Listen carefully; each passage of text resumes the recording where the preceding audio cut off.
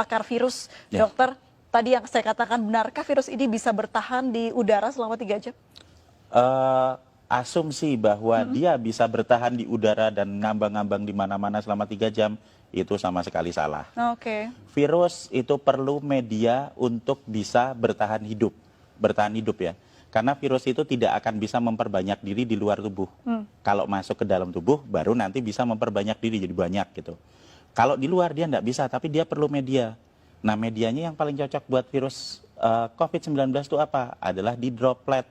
Droplet itu butiran-butiran air yang keluar pada saat ada seseorang yang terinfeksi, kemudian dia bersin dan menyembur. Nah, berarti dia hanya bisa hidup di dropletnya itu. Dan droplet itu akan menyebar dalam jarak ya sebatas radius itu aja 1–1,5 meter. Kalau dia ada di 2 meter, ya dia tidak. Itu sebabnya konsep awal kenapa kita harus memberi jarak. Kenapa? Kontak dekat ya. Iya, supaya kalau misalnya ada yang sakit terus kemudian bersin, tidak nular ke orang yang di dekatnya, kan gitu. Nah, yang lain lagi, kalau kita mau supaya lebih aman lagi, nah yang sakit ya sebaiknya nggak usah main-main keluar, di rumah saja, terus minum vitamin, disehatkan. Nanti kalau udah sembuh baru keluar. Kenapa? Supaya bisa meningkatkan kekebalannya di rumah dan juga tidak membahayakan orang lain.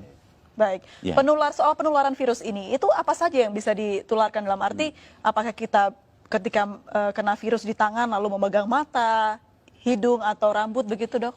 Sekali lagi, virus selalu butuh media untuk bertahan hidup. Semakin dingin, semakin basah, makin gelap, dia bisa bertahan hidup semakin lama. Di droplet itu basah. Nah, kalau misalnya katakanlah saya ada di dekat sini, kemudian saya bersin misalnya, saya bersin. Nah, droplet yang ada di situ, kalau misalnya nanti kena di baju, nah dia akan bertahan juga di baju lama. Nempel. Ya, lah terus pas pada saat kita buka baju, terus nanti kena hidung kita, ya akan masuk ke dalam. Tapi seberapa lama dia bisa bertahan di situ tergantung kondisi lingkungan. Semakin terang, semakin kering, semakin panas, dia juga nggak akan bisa bertahan hidup lama. Jadi sebenarnya virus ini punya kelemahan banyak sekali. Jadi dia hanya bisa bertahan di droplet. Kalau misalnya ada yang bilang, misalnya kan kalau misalnya dia ditaruh di meja yang dingin gitu, bertahan 9 hari. Ada hoax seperti itu. Itu hoax ya, Dok? Menurut saya hoax. Kenapa? Nah, kalau dia hanya bisa bertahan di dalam droplet. Di dalam droplet itu kalau misalnya dia kondisinya tidak sesuai dengan dia dan terjadi penguapan, kan jadi kering, dia nggak bisa bertahan lama. Jadi droplet ini sesuatu yang cair begitu ya, Dok? Cair, iya. Itu loh, tetesan lendir atau cairan yang ada di situ. Dan kalau misalnya kita bersin di satu lokasi atau di meja misalnya, kemudian kita langsung dibersihkan dengan desinfektan, dibersihkan dengan sabun, dibersihkan dengan pembersih lantai atau apa, itu dilap gitu, dalam waktu 3 menit sudah hancur. Jadi virus ini gampang hancur dengan pelarut lemak, dengan sabun, dengan deterjen dan macam-macam, termasuk kalau nempel di baju kita terus langsung masukin mesin cuci, itu virusnya hancur.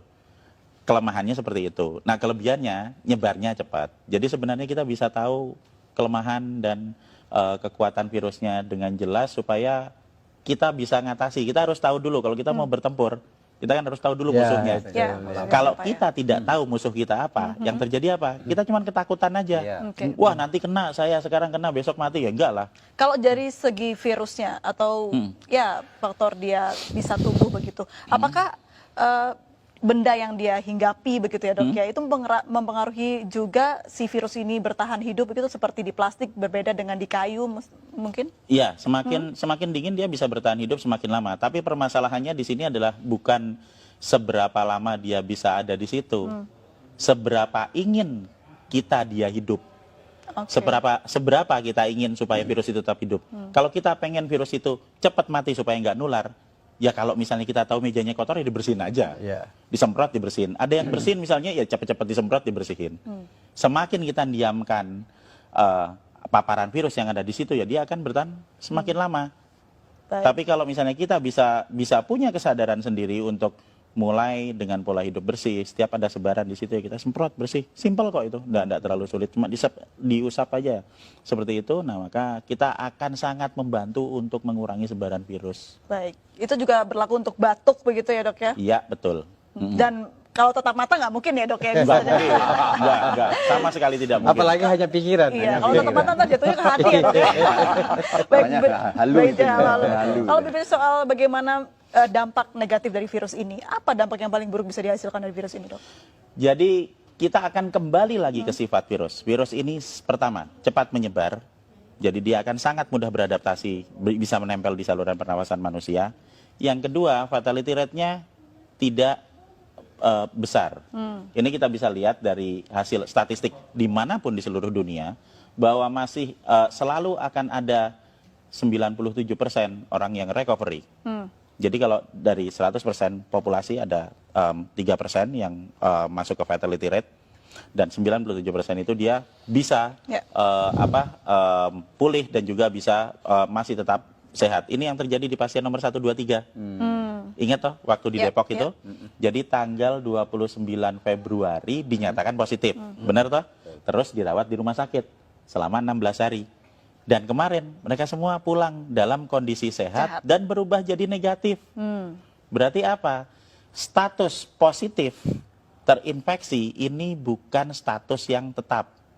Seperti misalnya, oh saya kena, sekarang saya positif.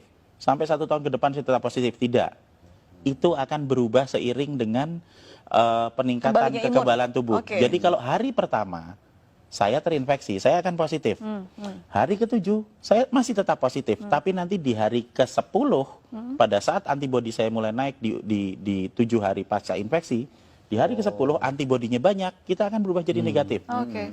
Puncak produksi antibodi ada di hari ke-14, sehingga di hari ke-14 dia akan habis semua virusnya, dinetralkan oleh antibodi. Itu yang terjadi pada pasien nomor 1, 2, 3. Jadi supaya kita bisa menginduksi pikiran-pikiran positif dan optimistik yang ada di rakyat, kita harus belajar juga melihat, kok ada pasien nomor 1, 2, 3 sembuh, ini kan udah ada buktinya. Menariknya tadi juga sempat di program di tayangan kita, begitu pasien 03 ini ternyata tidak ada gejala yang terlalu parah begitu dok, hanya batuk sedikit saja, dan treatmentnya pun hanya diberikan vitamin dan juga obat batuk oleh dokter. Nah, kenapa virus ini bisa tidak semua orang terkena paru-paru dok? Nah, jadi kalau kita mau melihat keganasan virusnya, itu kita jangan melihat kita harus kembali ke struktur virusnya ya. Struktur virusnya lagi, sifat virusnya. Virus ini bentuknya tetap, dia akan menyerang ke semua manusia. Dia tidak berubah.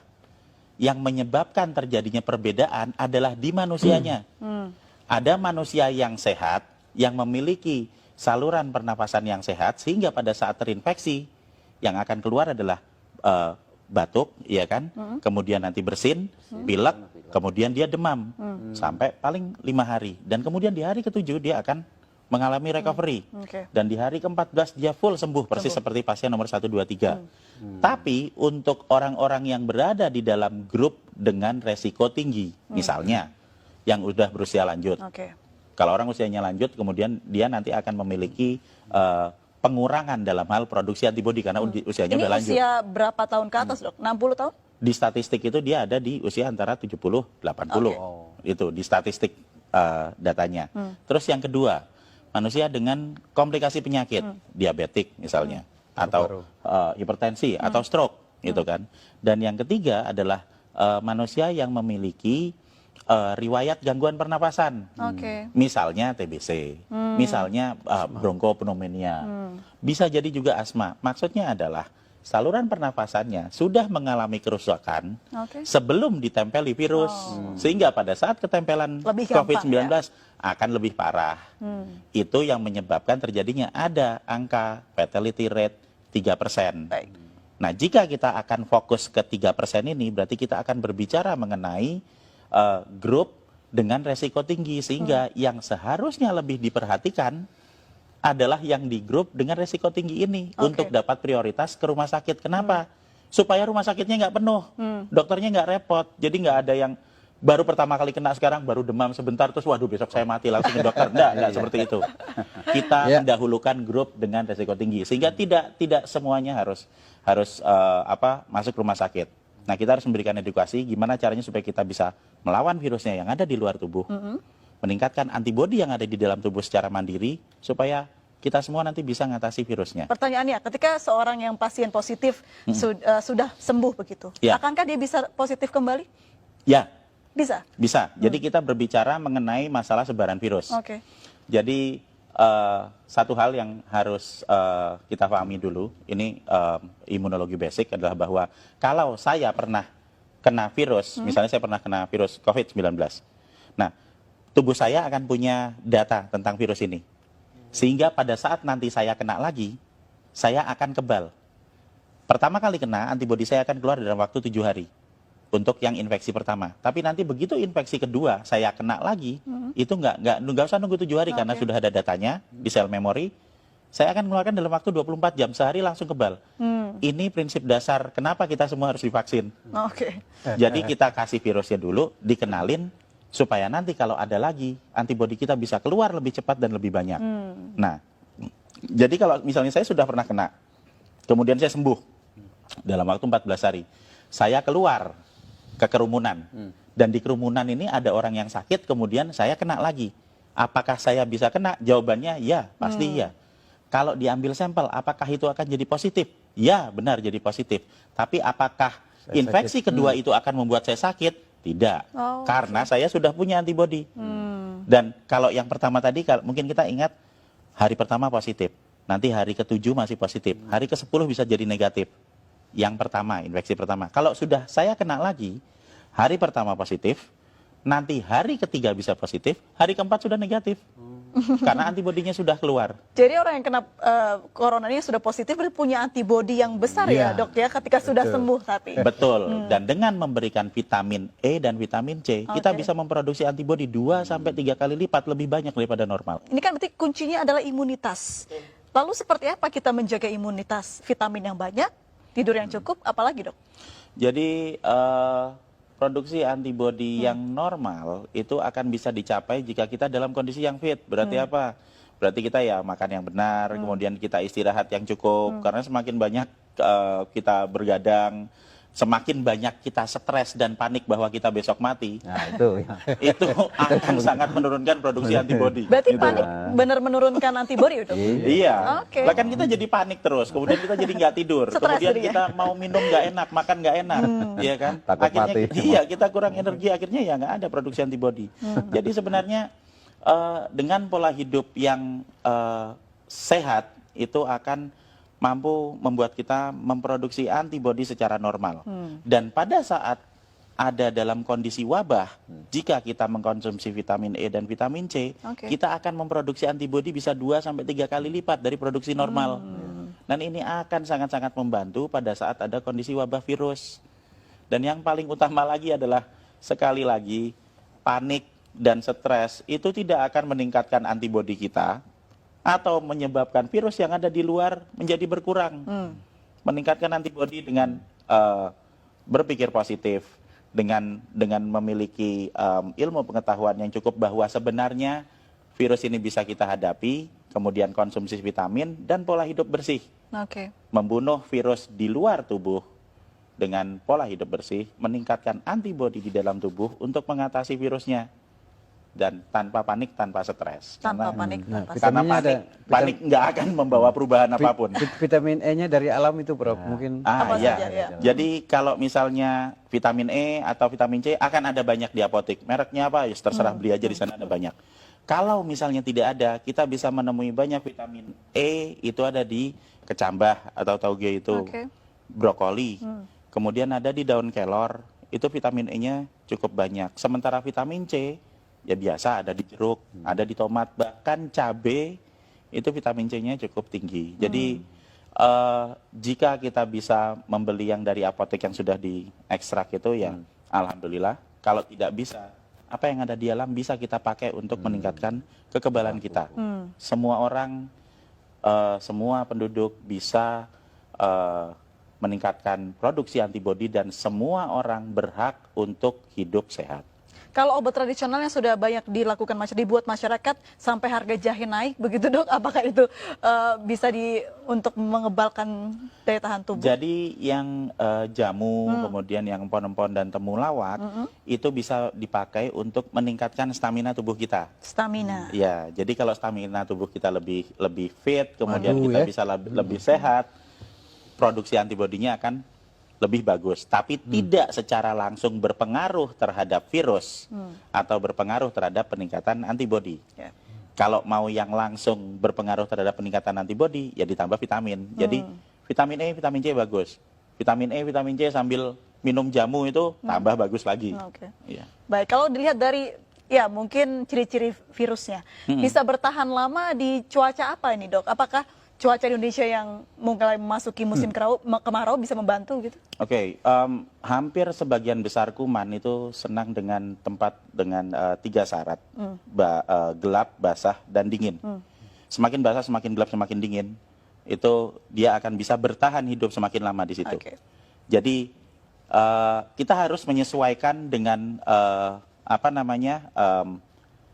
kebutuhan virusnya. Kalau kita ingin virus itu tidak ada di lokasi kita, ya kita bikin tempatnya yang terang, yang panas, ya kan, kemudian yang kering. 3 syarat itu terpenuhi, virus itu akan lebih cepat hancur. Kira-kira berapa bulan virus ini akan berlalu? Perkiraan saya, mungkin kita belajar melihat dari Wuhan. Wuhan dia mulai 2019 berarti Desember, Januari, Februari, Maret, dia 3 bulan. Berarti ya mungkin kita akan paling lama 3 bulan. Tapi dengan kondisi di negara kita yang tropis, sinar ultravioletnya banyak, mungkin kita bisa jadi lebih cepat dan akan lebih cepat lagi kalau semua masyarakat mau bersama-sama memulai pola hidup bersih. Ya, ini kuncinya ya. Iya, karena virus itu kan dia akan hidup di lingkungan, bukan cuma di dalam tubuh kita doang, ada yang di dalam tubuh, ada yang di luar tubuh. Kalau semua orang, semua rakyat kita mulai pola hidup bersih, mulai bersihin tangan, mulai untuk menjaga jarak. Kalau kita tahu resikonya, orang yang sakit ya jangan keluar, di rumah aja dulu. Kemudian kita sering bersih-bersih rumah, sering ngepel rumah. Kalau kita pulang ada baju, langsung masukin cucian. Itu akan mempercepat pemulihan negara kita. Jadi kita tidak bisa bekerja sendiri, kita harus bekerja bersama-sama. Supaya apa? Supaya nanti wabah ini bisa cepat selesai dan semua orang bisa cepat sembuh. Dan sesudah itu nanti mungkin 3-4 minggu lagi kita bisa ketawa bersama-sama. Berarti tingkatkan imunitas dan jaga pola bersih hidup sehat begitu ya dok ya. Baik, rupanya sekurang kita harus berbincang ini begitu ya, tapi waktu juga yang harus memisahkan kita. Baik, terima kasih dokter, terima kasih Pak Trubus, terima kasih Pak Bahtiar sudah berbincang bersama kami pemirsa. Demikianlah Indonesia Bicara malam hari ini. Saya Aprilia Putri pamit dan sampai jumpa.